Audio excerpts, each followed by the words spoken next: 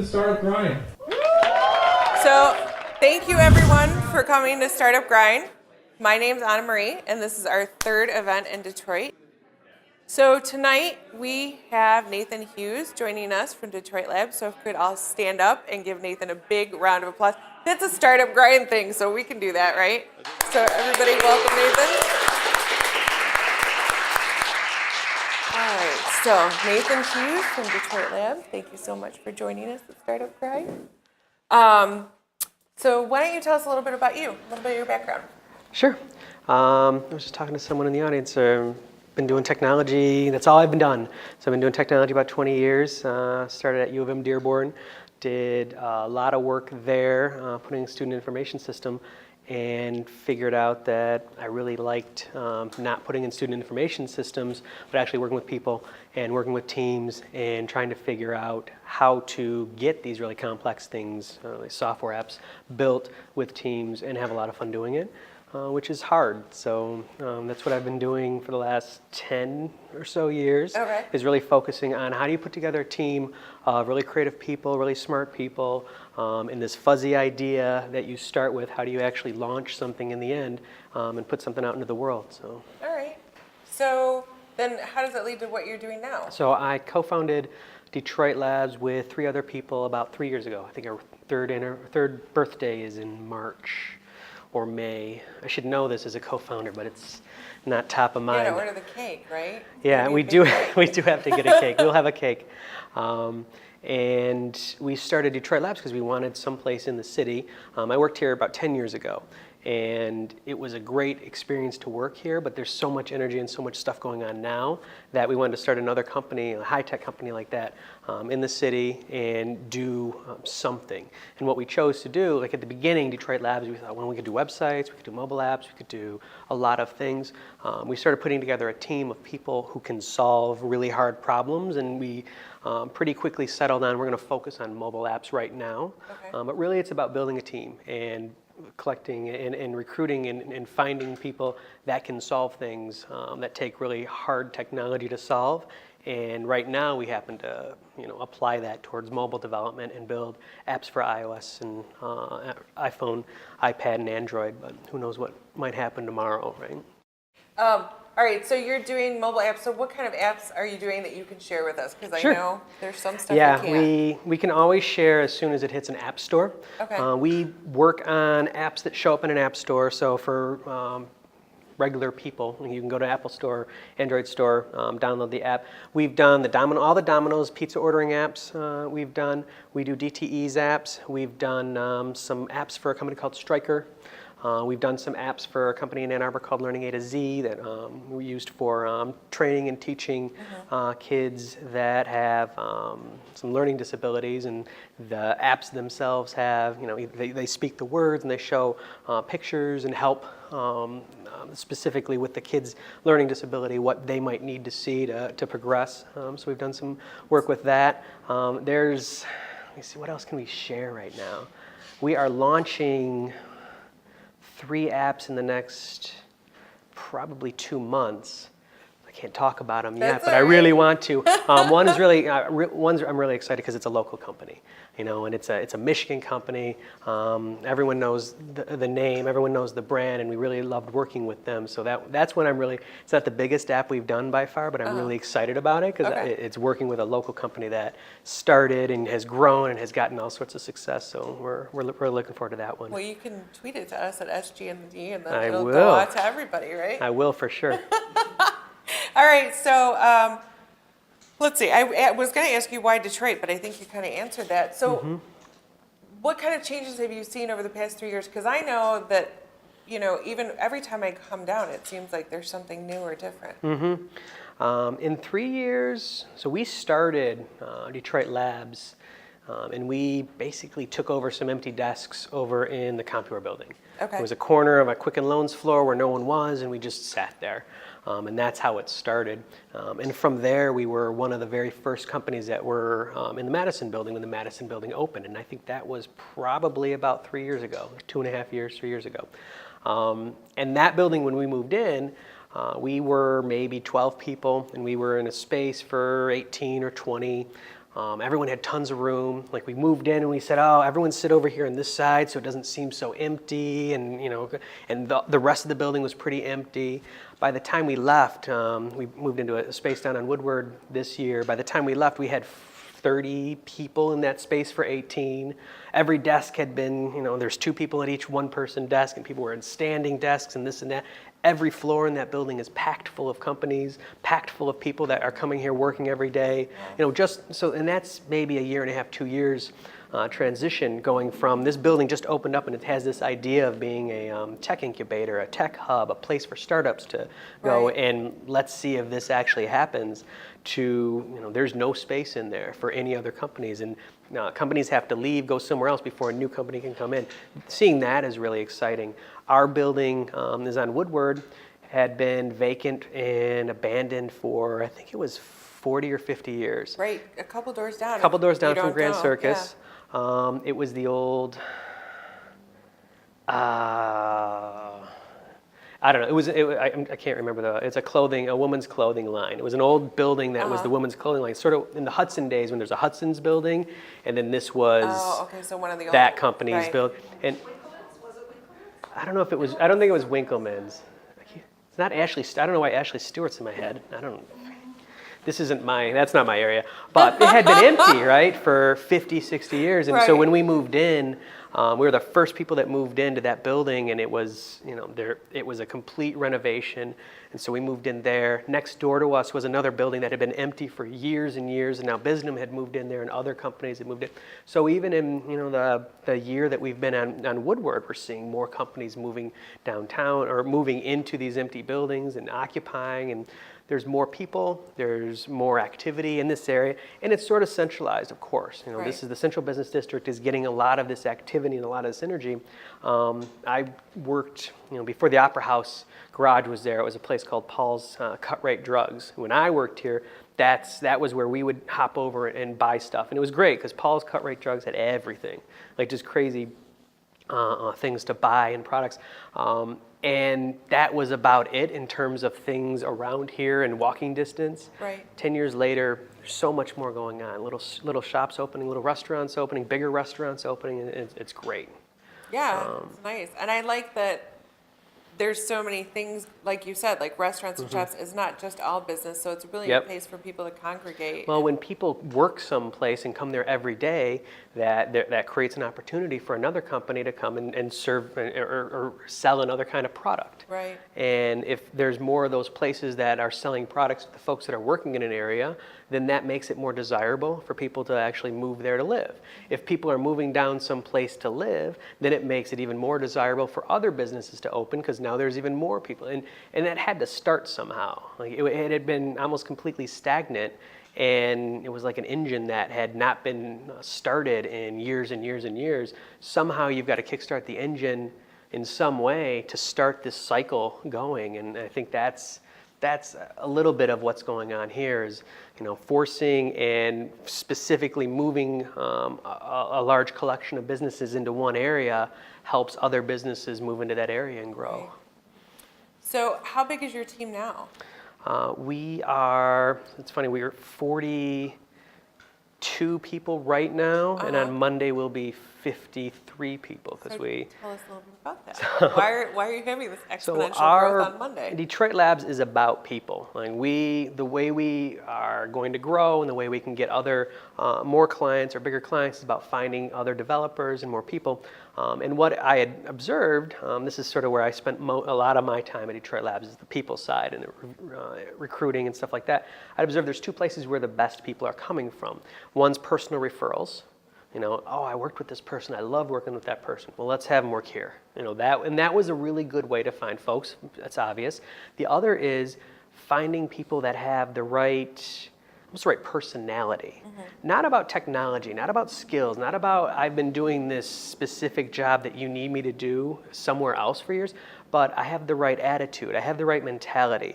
For us, I like to learn new things. I like to ship, which is really difficult, and ship anything. I like to maybe write songs and perform them on stage. That's a kind of shipping to me. I like to write poetry. That's shipping. Finding those people and then teaching them mobile development. Like those were the two places we were finding the best success. So we decided to run an apprentice program this year. And the apprentice program is, and we're holding some of the training at Grand Circus. It's a 3-month program where we're bringing in an entire cohort of people to learn this trade or learn this skill. And we're hiring them. So I think one of the big differences, we're hiring their full-time team members. As of Monday, they're not on probation, or they're not doing this for free, or they're not floating it themselves. We're hiring them. We're paying them a decent salary. Nothing where they will be at when they sort of graduate or get promoted from the apprentice program. We're paying them a good salary, full benefits, all of this kind of stuff. And then we're training them and immersing them in our culture, immersing them in our environment, having them work side by side with everyone. And we're doing that to grow and develop sort of that next wave of Detroit Labs folks. It's a long play, because they're not going to be, our next top developers probably for a year and a half. They'll be super productive in 6 months, I have no doubt, and they'll be contributing, and they'll be billable, and they'll be all those good things. But it's something that you look at as a long play. And I like doing that because, as weird as it seems, I have better results and more certainty about hiring the right personality and teaching them a specific skill than hiring someone that has that specific skill and hoping they have the right personality, hoping they have the right mentality, the right cultural attributes, the right energy.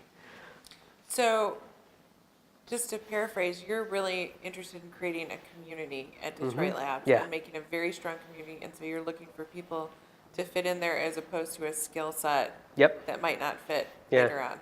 Because I know, anyone that does anything in technology, I know it's changing. I built a website for a friend who sells chocolates and candies over the weekend, and it took 3 hours, right? That was a project that 5 years ago, my agency that I was at then would have charged $60,000 for, and it would have taken 3 months, and it would have taken a team.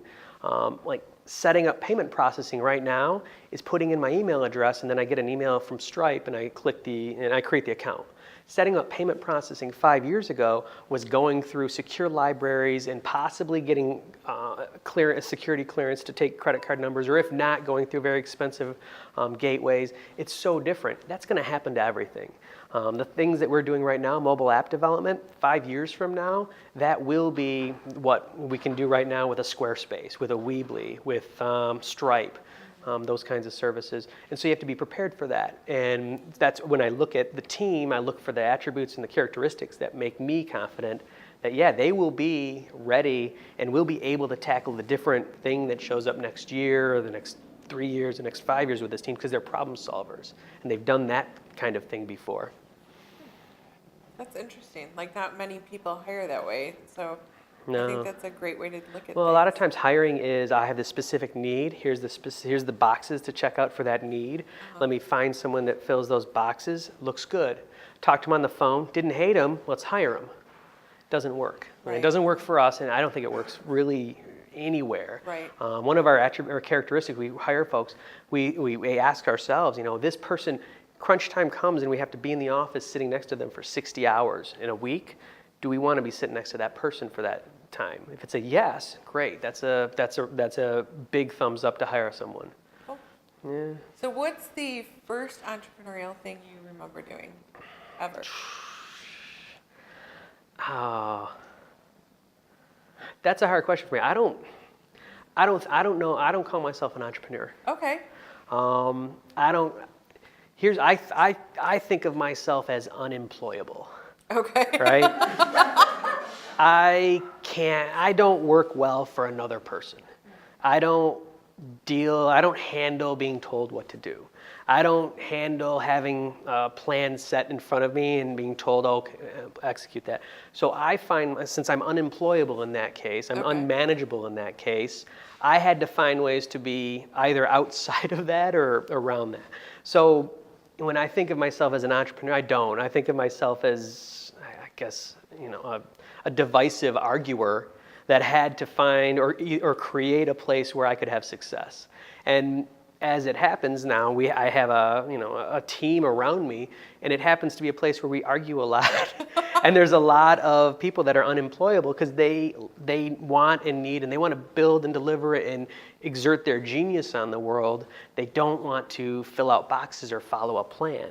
Okay. that someone else has come up with. So. All right. I've always been very independent and I've done my own things, right? I used to, I had the paper route when I was 9, 8. I have a 10-year-old daughter right now. I can't think of her like getting up and doing papers like I did. Right. I haven't told her that yet because I don't want to be the 60-year-old dad that tells the kid that yet. But I probably will get there soon. Like, you have it so good, kind of stuff. But I always made my own way. I always made my own decision. I always had, like, I want to do this or I'm going to do that. And I never looked for someone else to help with that. I always figured out ways to do that myself. And that's what I try to I bring and project into Detroit Labs, that, hey, everyone is able to solve these problems, and let's push really hard with the culture in labs to make sure people are able to and have the permission and have the access or the information or whatever is necessary for them to solve those kinds of problems. So what do you enjoy most about what you're doing right now? What do I enjoy most? The people, for sure. And the specific part, the notion and the idea or the thing that happens when you find someone and they're really, really talented, smart, you like talking to them. They have amazing hobbies, and you're like, oh, you do that and no one pays you to do that? Like, that's a really great indicator that someone's really strong. You find out that they do things and they spend a lot of time on something that's really hard or interesting, and no one's paying them to do it. It's not, a hobby. And being able to bring someone like that into a company, and a company is there to make money, and help them find success in that way. Like, I love that development phase, and I love the ability to put together the programs or say, we're going to, like this apprenticeship program. I love the ability to be able to say, we're going to do this apprenticeship program, we're going to spend a ton of money, we're going to take a ton of chances that this is actually going to work out, and work with people to help them realize what they can do and help them realize their potential. Okay. I don't think there's anything better than that. Now, on the flip side, what's the least favorite thing about what you do right now? The least favorite thing.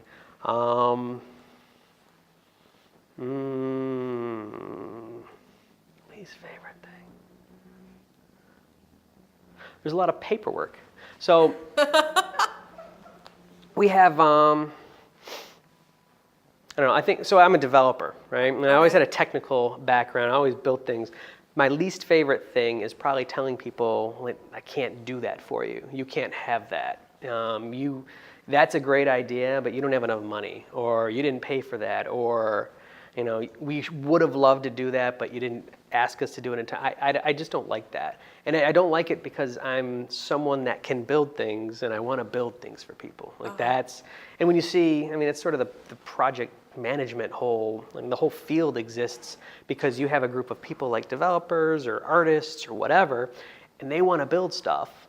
And you have a company that if you just allow people to build stuff forever, you'll never get paid, or the project will never launch, or the client will never be happy, or all these things will happen. So you have to, and that aspect of it is something I'm not good at and I don't like. Okay. I want to build. I always want to say yes. I always want to do it. And managing that piece, which is hugely important, is maybe one of my least favorite things. And have you ever had to tell somebody you couldn't build it because you couldn't do it? Like, you couldn't figure it out? No. Oh. No. All right. There's always a way to figure it out. There's always a way to do it. And that's why technology is so great, because there is. And maybe the answer is, yeah, of course you can do that, but you're going to need $200 million to recreate some amazing giant thing. And that's why you're not going to do it. But there's not a lot of no's, absolute hard no's, when you ask the open-ended question about that. All right. Yeah. There's always a reason to say no for other reasons, but yeah. So what would you be doing right now if you weren't here hanging out with me?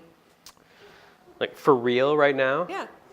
My wife's at a place called the Detroit Fly House. She's in Eastern Market, and she's taking an acro yoga class.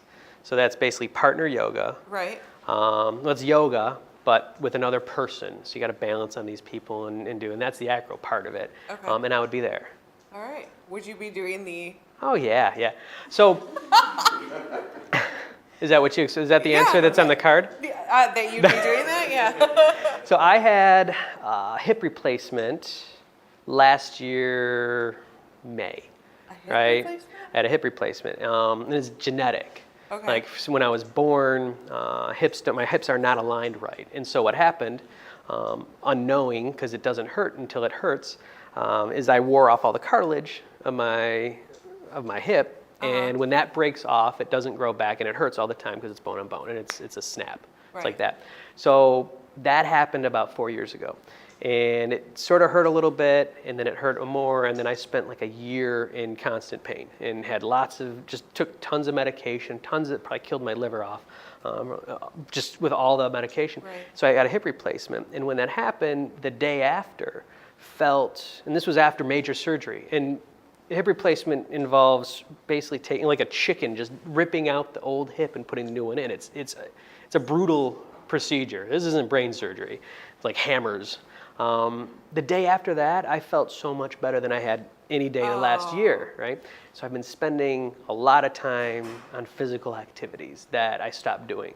Like I gained like 30 pounds and lost all my muscle because I didn't want to move or stuff. Right. So this year has been a ton of physical activity stuff, and one of the things is the circus school, which is really crazy fun, and something that I spent quite a few months saying, I'm not going to do anything like that ever again. Like I used to run, I'll never run again, stuff like that. So That's great. it's fun. So, and not really, when you picture a developer, you picture them like at the computer all the time. That's the problem. You're at the computer all the time. You're doing all this constant damage to your body, sitting for that long. Plus, it's really stressful. And so right now, it's a stressful job. It can be a stressful environment. And so we try and do all these things to release that stress. So we have, a couple hours ago, we have a boot camp guy that comes in twice a week to labs, and he teaches, it's combat boot camp. He teaches Wing Chun and something else, and then a whole lot of really hard exercises. And so that's why my bag's over there. Like I was doing that. We have yoga that comes in Wednesday. We do that. The circus school, like all these things. They're also sort of the way I stop myself from going crazy. Like with here's all these projects, or here's all these things we got to do, and it allows me to enjoy that stuff rather than be overwhelmed with the stress of it. So what are some other things that you do for your employees, since you're so centered on building the culture and non-monetary things? Yep. One of the things, so we have we have a completely open like vacation, sick, whatever policy. We ask for vacation, we ask every team member to schedule and work with whatever team they're working on, whatever client they're working on, to figure out vacation. There's no days, there's no policy, there's no numbers. It's take whatever time you need. Sick is the same way. We're completely remote capable. So a lot of people come in and come to the office because it's fun to be there, but we can do 100% of our tasks somewhere else. So this winter, there was, I think the entire month of January, there's probably 6 people total in the office ever because it was so terrible out there to drive, which was fine. It didn't disrupt anything. So we do that. We try and spend every Friday on, we call it hack time. And hack time is, do something fun that you're interested in doing. It doesn't have to be related to anything important, client related or whatever. The importance is it's related to something that will get your mind going. So we got a little robot that people hack on. We've got a 3D printer that some people hack on. We've got a guy that's building a giant tank board game with like physical pieces. We got people that also, of course, do software development. Like maybe I do iPhone apps and I want to play around with Android, or maybe I want to try some other stuff. But who knows? All those kinds of things. We try to go out every month on a Detroit Labs outing. So we'll figure out, and it's always in the city somewhere. So, Caju, and we've been to Pewabic, we went to Signal Return and did the letterpress stuff, which is fun. And then we have we call it CoinCraft. We have a CoinCraft budget, which is everyone gets $1,500 a year to spend on whatever they want. And maybe it's a conference that they want to go. Maybe it's business related. I want to go to this conference in Berlin or something like that, which is awesome. Maybe it's hardware, maybe it's software, maybe it's a kayak, maybe it's circus school, maybe it's one kid did a LASIK, which I thought was a great idea, right? Because he's like, well, can I do LASIK? And I'm thinking, my immediate thought, because you always say, it's like, well, no, of course not. That doesn't, well, wait a minute. We got people that are paying for personal training, which is improving your body, circus school, or, all these other activities. Why wouldn't LASIK? Sure, go for it. So that's another, that's a thing we do. And we try to have, just in general, a very collaborative, get together, do things with other people environment. Because programming is a lot of times an individual sport. You do it by yourself, working through something really complicated. So where we can, we try to do pair programming. We try to make sure teams are sitting together when that makes sense and stuff like that, to make sure we're reminding ourselves to interact with other people. So we do tons of stuff. It's really fun. I want to come work for you. We're always hiring. Well, I'm always interviewing. Okay. Yeah. So, all right. So if you're unemployable, not an entrepreneur, what is some of the best unemployable advice you've heard? Always swing out of your league. So I'm not a serial entrepreneur. I didn't have a bunch of businesses. So why would I co-found this? Well, because when the opportunity came, of course I'm going to go for it. And whenever those situations show up, I really believe wholeheartedly in fake it until you make it. If someone says, oh, do you want to, and I don't know do you want to open up this breakfast restaurant with me? And in your head, you're like, oh, I've always wanted to make waffles and crepes, and oh, you know what, I have this pancake recipe that I always want to do these animals, and I would serve them to the kids and this and that. Don't take the first response, which is, oh, no, I'm restaurant. No, yeah, why not? It's out of your league. It's completely out of your league. You learn so much more swinging out of your league than you'll ever learn doing things that you already know how to do. And growth doesn't happen doing things you know how to do. So if you're unemployable like me, you always say yes to the things that are too big and too crazy and too hard, or require way more skills than you actually have. But second, make sure you have some sort of direction that you're going in, so that when those things come up, you say yes to the right ones. Okay. When you say yes to the wrong ones and go in weird directions that aren't getting you where you want to go, know somewhat where you want to go. I wouldn't say ever have a 5-year plan.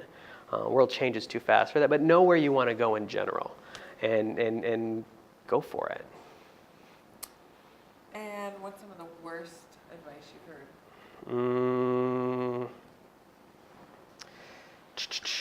Some of the worst advice I've heard. God, I just don't listen to it that much. I wouldn't really remember. So I've been told in a meeting or in a group or with people or whatever, you always want to be quiet until you figure out who has got the power, who is in charge, or who is responsible, or who runs the thing, and then make sure you pay attention to that person or those people. Basically, don't waste your time with folks that aren't important. Make sure you're focusing on the most important people, which is terrible advice.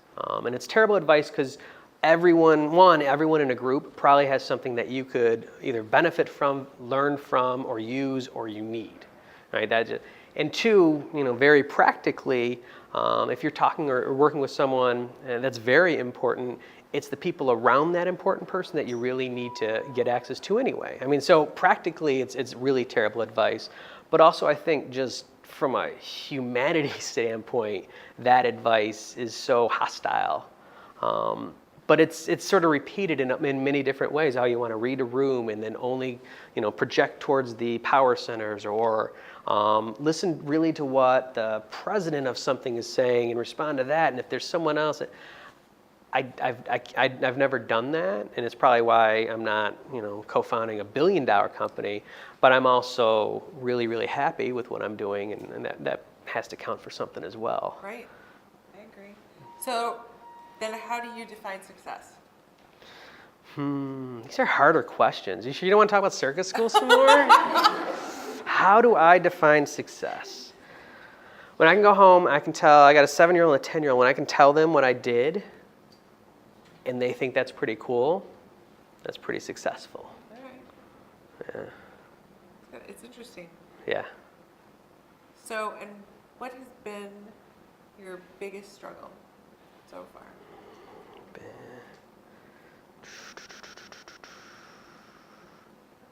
Well, I sort of talked about it, and it seems sort of trite, but this medical condition, like this hip, this thing, it really threw me for a big loop because it was a betrayal of my body. And it was, I'm not that old. I shouldn't have this. I used to be really fit. I shouldn't have that problem. Like and it threw me into a little bit of, or a lot of depression. Like there was a lot of, and I think it was probably larger. Well, I shouldn't devalue what I felt, but looking back, it seems like it was a larger response than it should have been. But that was the first time, because I'm very independent, right? I'm very solo. I have that, maybe to the extreme, and that was a point where I had to realize that, there is a lot that you need help from other people for. And if you're not willing to reach out and get that help or ask or figure that out, you will live with pain and with depression, or you will live a lesser life than you could because of that, because you're not getting that help, or you're not finding that support, or you're not finding those things, which sounds much bigger than, hey, my hip hurt. But when you have the schedule of pain meds on your wall that you follow rigorously, because if you miss, it's excruciating, and if you take too much, you're in the hospital with a liver condition. I mean, it was pretty severe, and it really showed, like in stark relief. That was the first time that I can't do it all by myself, right? And that was a dark time for me, and a really difficult time for me. When that was going on. So, and I don't want to take words out of your mouth, but I would think then what you got from that, like what you learned from that, was that you can rely on other people, and it's not gonna. Well, you have to, yeah. You have to rely on other people. You have to be willing to have that vulnerability, to say, I can't do this, and I'm not strong enough for this right now, and I need this help. I need you, or I need someone to do something like this for me. Yeah. So do you think that's translated more into your work as well? Have you? I hope so. Manifest that. I hope so. You probably ask people in there and find out what the truth is. But I hope so. Yeah. I've grown to know that feeling of vulnerability. And even expressing that vulnerability isn't, it's not a crime. Like, it's not the traditional what you're supposed to do for whatever reason, but it also is the way towards, I think, much greater success. There's a woman I know who runs and does businesses and has for all her life. And what I'm amazed at her ability to do is ask for help, like immediately and instantly and often. And people run and rush to support and help her to do these things. And it's just straightforward. And it's for a lot of things. And to me, before all this, that would have been a sign of weakness. Like, oh, she always has to ask other people to help. I mean, why can't she? And then realizing and seeing the results that she gets and the love that comes into her life. Like, the people really enjoy helping her. And being able to step back and say, people enjoy helping people. People enjoy being part of someone else's success, and allowing someone to be part of someone else's success is a pretty great gift. Not taking advantage, but just opening yourself up and allowing that interaction to happen. This is really a weird conversation here. I mean, I don't understand where this is going. This is what happens every time someone asks me questions. Why? I don't think it's weird. Why not? You want to talk about revenue? We'll talk about whatever you want. So no, I think part of what people are here to hear. I don't want to put again words in people's mouth, right? But to see how you work, how your brand of success is working for you. Mm-hmm. Everybody's story is different, but if everyone can take away one thing from what you've shared with us tonight, even if it's about what you've learned, with your hip, and that's great. All right, then. So, all right, so if you could never work again, would you?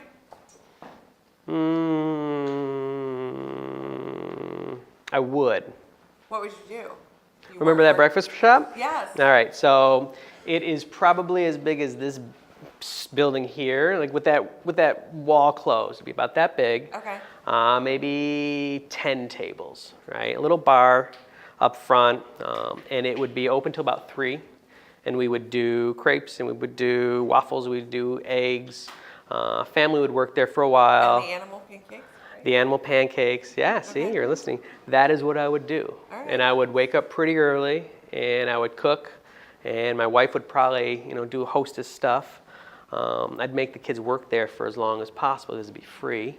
But then they'd probably move on. But if they didn't, and if they stayed home, then that's a fitting punishment for not getting their act together. They can work in the restaurant for free for as long as they'd like to live with me.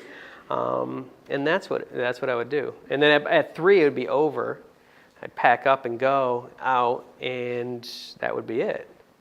So I hear you have like a second career in the works right now. I'd not heard this. Been moonlighting and taking some comedy classes. Oh, that was a while ago, yeah. So can we see you perform? Are you going to be on the stage? Not right now. So here's my thing. I try to put together one weird thing to learn, or one hard thing, or one out of the ordinary thing to learn, at a time. I started this years ago, and it's because I'm fundamentally lazy, and I would sit around after work every single day and not move if that was an option. So I have to force myself to not do that. Okay. And so I did go, about 3.5 years. I went to Go Comedy in a Plan and An, and I went through the Go Comedy Improv, series of classes, and performed, and was in some troupes and did stuff. And it was a lot of fun, and it was terrifying, and it was terrible. And I did it because I was at TEDx, the first TEDx in LTU, I think, was there. I don't know how long this ago, 5 years ago, 6 years ago. And PJ Jacobs is the guy who runs the Go Comedy Theatre, and he gave a talk, and he was talking about improv and this and that. And I told my wife about it, and I'm like, oh, this guy was really great, and it was incredible, and I just loved what he was talking about. He was talking about how everyone's a child inside, and you learn how not to be a child, and you learn how not to have an imagination and not to have these dreams, and then, that's all sort of on top of the child, and he gets to teach people to bring out what's already there. And she bought me tickets, or not tickets, she bought me tuition to the class in January, and I was pissed because I don't want to go on stage, and I don't want to perform. I don't even know what improv is. I'm not a theater guy. What is it? Why would you do this and waste? It was going around my head, and reaction. Oh, thank you, honey. It was a great Christmas present. And so I went, as you do, and so I went, and it was one of the greatest experiences because it taught you so much. It was just a place to practice facing fear, and a place to practice all sorts of things that you don't, as an adult, get to practice. You could practice having a brother and sister if you don't have one. Well, that's not a normal thing that adults can practice doing. That's sort of cool. Practice relationships and get on stage. And after doing that, getting on stage was much easier. Talking to people, talking to groups was much easier. And it was a really great experience. And I haven't done it for a while. I don't know. I haven't done it because I just haven't had the urge or the inclination. But I'm really glad I did. And I recommend everyone that I talk to, go do this. Especially if it sounds terrible and terrifying, go do it. Because it is terrible and terrifying. And then you get through it and realize terrible and terrifying things show up all the time. And you get through them. Driving home is terrible and terrifying. And yet most of us don't give it a second thought because everything can be like that. And getting to practice that is pretty powerful. So that's an amazing note to end on. I want to open it up to questions, if that's okay with you. Great. All right. So does anybody have any questions tonight for Nathan? I have a question. You talked about having 3 initial founders And my question is, how did that process go? Was there anybody that you approached that didn't necessarily want to be a part of the startup, or how did the process go of getting that group together? So we were interesting in that we were invited to co-found Detroit Labs by DVP. So this guy Josh Linkner is over in DVP, and he wanted to create Detroit Labs as this other thing. Like it was going to do technology services, support, consulting for the DVP startups and this and that. There was an idea, and this is the same story that happens with every startup. There was an initial idea, then you form the company, and it's something completely different. That's just what happens. But he knew all four of us, and four of us didn't know each other. Like, we'd never met before. So he called all four of us, and we met, and we said, okay, yeah, we'll throw away our entire careers that are going on over here for this thing, because, like I said, hit out of your league, right? Sure, like I could get this super high-paying, corporate job that I have. I could probably get that again if it doesn't work out. So I'll say yes. And what happened, which is not the norm, I wouldn't expect this to ever happen. What happened is all four of us had very different ideas of what we wanted to do, what success was, what a good company was, what needed to happen. And all four of those came together to create a really good full picture.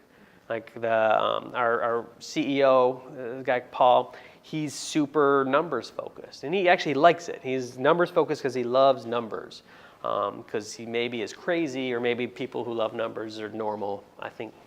And so that's great. And there's another guy, Dan, and he really loves this other aspect. And me, I love this other aspect, and it's very different. And so we were able to come together and really create something special, because we were able to sort of work and fight and argue, but get to decisions very quickly and get a lot of trust.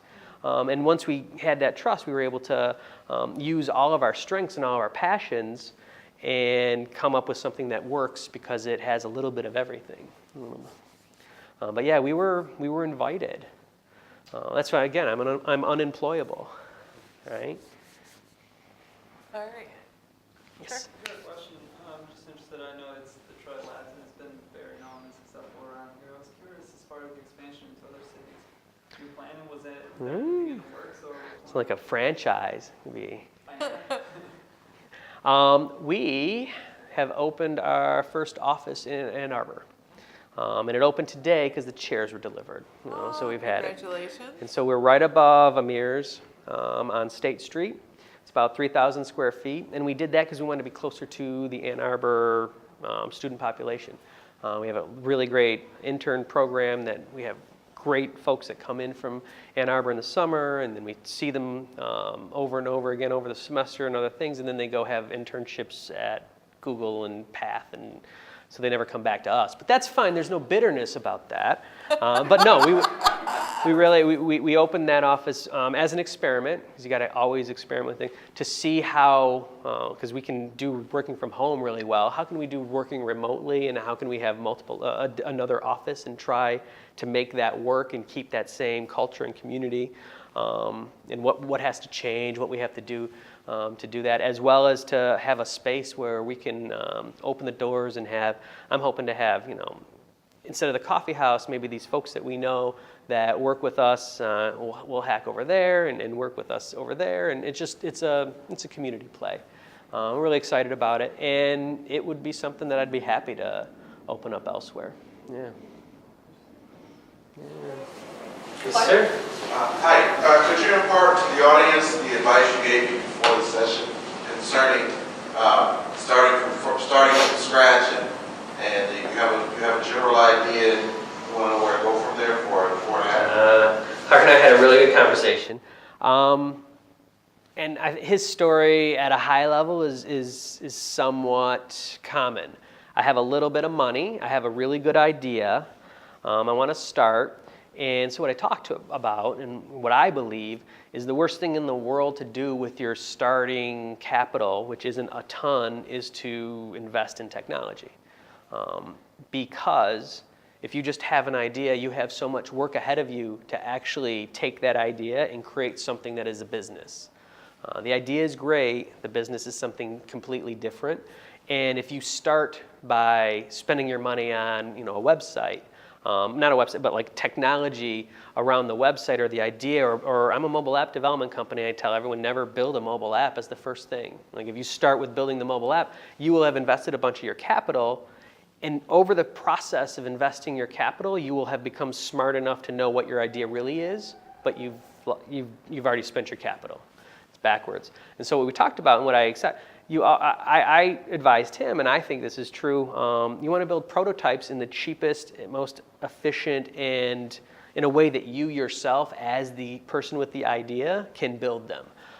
So I talked about, if his idea happens to involve the web and with a website and transactions and things like that. So I said, well, go to a Squarespace or go to any of the site builders and just build a fake prototype first. To do that, you're going to have to make so many decisions and get really detailed about what actually happens when you press a button or what actually happens when, and you fake all the hard stuff. You don't need that. But do that, and you can do it by yourself, and you can do it for $6 a month instead of starting to talk to web development companies or people like me who I'm also happy to do that work and work through brainstorming and figure out what this idea is for a product, but I'm going to charge you $12K a month or $12K a week. I'm going to charge you, $6K per developer to develop the thing, and that's not a good investment. Prototype, get your idea into somewhat concrete form, and then when you are ready to either develop it or maybe look at investment or even just share it and try and see if this is a great idea, you have something to show people. And by showing them, you both show that you are serious. Like this, ideas are cheap and ideas are pretty worthless. The work involved in making an idea into something like a product or a business is where all the value is, and you're showing that you have a little bit of that. So that was what we talked about. Any other questions? Sorry, I have another one. I'm interested, at this point, probably among the developer community, Detroit Labs is probably one of the most interesting places to work for. Well, I like hearing that. On a high, that is true. People have been talked about it, and in Southeast Michigan, probably even Michigan. But the question for me is, I guess, so how did you market yourself initially to reach that point? Obviously with the quality products and acquiring more customers and all of it, but also doing some marketing in public, to reach that point where now you're the known name and people want to work for you. Talent is coming too, as opposed to you really looking hard for talent. In the beginning, we focused almost entirely on talent. And we did the sales, of course. Like we called up the contacts we had to try and sell projects, but we focused 100% heavily on marketing into the talent side of it, because you have to have that.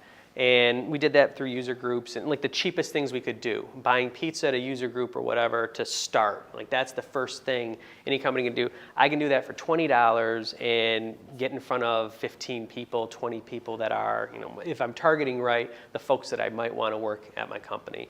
And we did a lot of that. Community work, getting into the community, sponsoring the conferences, being at the conferences, and then speaking at and stuff like that. So we spent a ton of effort, spent a ton of time. Also, it was self-serving because the folks that are speaking at the conferences or the people that are actually spending their personal time to be at a user group meeting to learn about technology, guess what? Those are the people I want in my company, right? The people that are never doing that, there's nothing wrong with them, but I know that there's a bar that's set that's a little higher. If you are a developer, and there's 1,000 Java developers, but if you're one of the 25 that go to the Detroit Java user group meeting, or 50, there's something that you're doing that's outside of the norm, and that was an easy way for me to filter. So we did a lot of that. On the other side, we worked our asses off to get our first projects. Just tons and tons of work. And that's where being in Detroit was great, because every other city has this advantage. Detroit's never really had this advantage of being next door to the client. We're used to being in Troy and driving down to Southfield or wherever, Rochester, to have a meeting, and then going back to your office in Troy, and there's 30 minutes or 45 minutes, or maybe there'll be a phone call, or maybe we're used to that. It's Michigan, it's Southeast Michigan. We were in Detroit, and we started talking to all the companies that are right around here. Like one of our very first biggest company sales was a company that's in the Fillmore. down the street. I can see them from my from where we were in the Madison, and we would say that all the time because it was a selling point. Look, we can see you. We can just walk over there. You can walk over to us. And so they went with a company that had very few credentials based on the strength of the talent that we had, because we had pulled and were able to recruit and bring in some folks that were outstanding and knew other people. And hey, we're down here. And once you can start building that portfolio of some prior work, selling gets a lot easier. It's still excruciatingly hard, but it's a lot easier when you can say, well, not only do we say that we're really good mobile developers, or we say we're really good something, here we can show that as well, and we worked on that. Now, to get that talent, we don't have any money, so I can't. We still don't really offer the best salaries.